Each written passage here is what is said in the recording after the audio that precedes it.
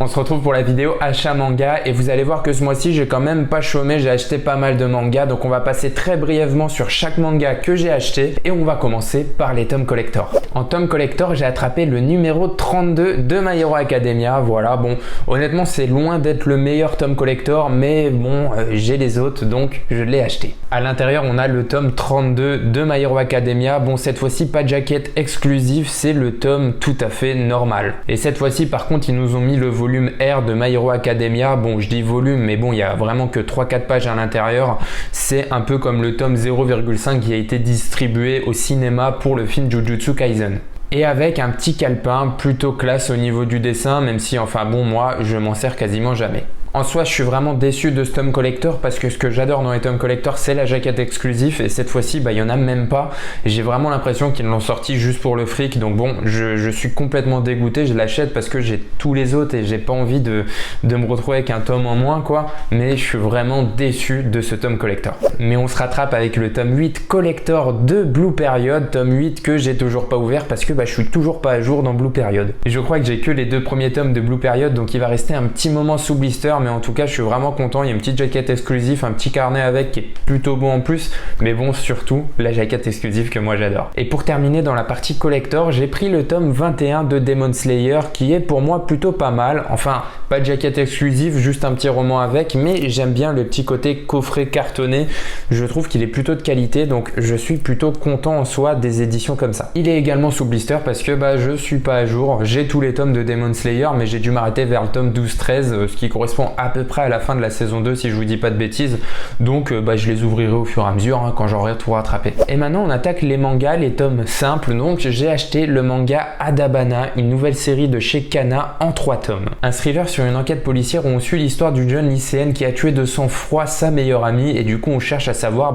pourquoi elle a fait ça, et en tout cas ça a l'air vachement intéressant, que ce soit au niveau des dessins ou au niveau de l'intrigue. Le côté fait divers qu'on a à l'intérieur me fait vachement penser à 17 ans une chronique du mal, un manga que j'avais plutôt aimé également, donc honnêtement je suis vraiment content d'avoir découvert ce manga, surtout que c'est une série courte, c'est une série en 3 tomes qui vient tout juste de sortir, donc merci Kana pour ce manga. Ensuite j'ai acheté un petit manga assez connu, il s'agit du tome 7 de Spy Family. Bon, le tome était honnêtement dans la même lignée que les autres. D'ailleurs l'anime est sorti sur Crunchyroll, je sais pas si vous l'avez regardé, mais dites-moi dans les commentaires ce que vous en pensez, parce que honnêtement je suis totalement fan de l'anime.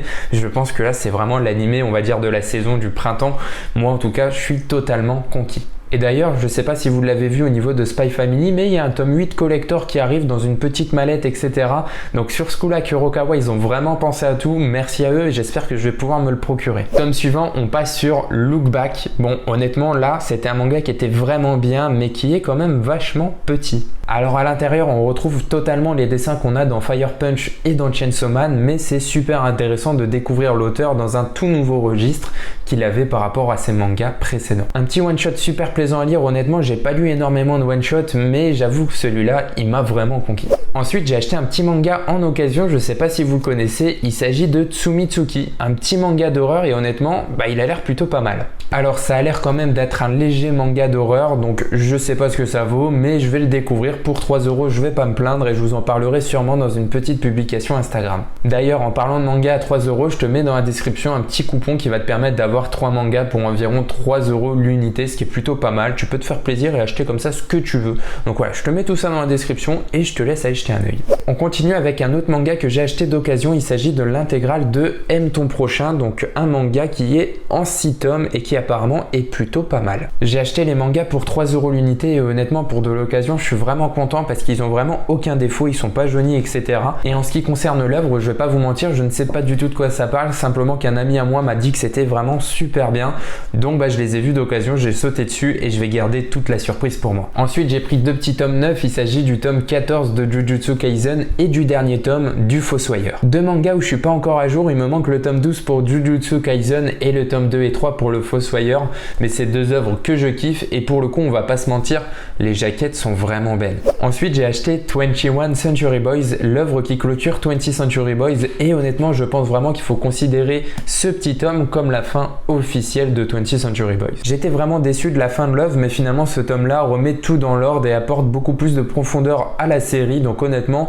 je pense que en terminant ce tome là, vous serez beaucoup plus conquis qu'en terminant les 11 tomes de 20th Century Boys. Ensuite, on a deux gros tomes, le tome 11 mais également le tome 12 de l'édition colossale de l'Attaque des Titans. Bon là, je vais pas les ouvrir pour vous montrer ce qu'il y a à l'intérieur parce qu'il y a peut-être d'autres gens qui sont comme moi, qui ont vu l'animé, qui n'ont pas envie d'attendre un an pour voir la fin de l'œuvre et qui du coup achètent les mangas. Moi en l'occurrence, j'avais déjà les premiers tomes de la série, mais j'ai du coup oublié d'acheter le tome 10, mais c'est pas grave, les tomes 11 et 12 vont me permettre de pouvoir clôturer l'œuvre et j'achèterai le tome 10 par la suite. Et ensuite, on va passer très brièvement sur le dernier manga, il s'agit de L'école emportée, donc les 5 premiers tomes de la série, ou en tout cas il manque que le dernier. On passe rapidement dessus parce que si tu ne l'as pas vu, il y a une petite vidéo en collaboration avec un viewer qui est sorti, donc je te mets un petit lien juste ici. Si tu ne l'as pas vu, je te laisse aller jeter un œil. J'ai vraiment kiffé cette œuvre, elle était vraiment pas mal, donc je te laisse aller regarder si tu l'as pas vu.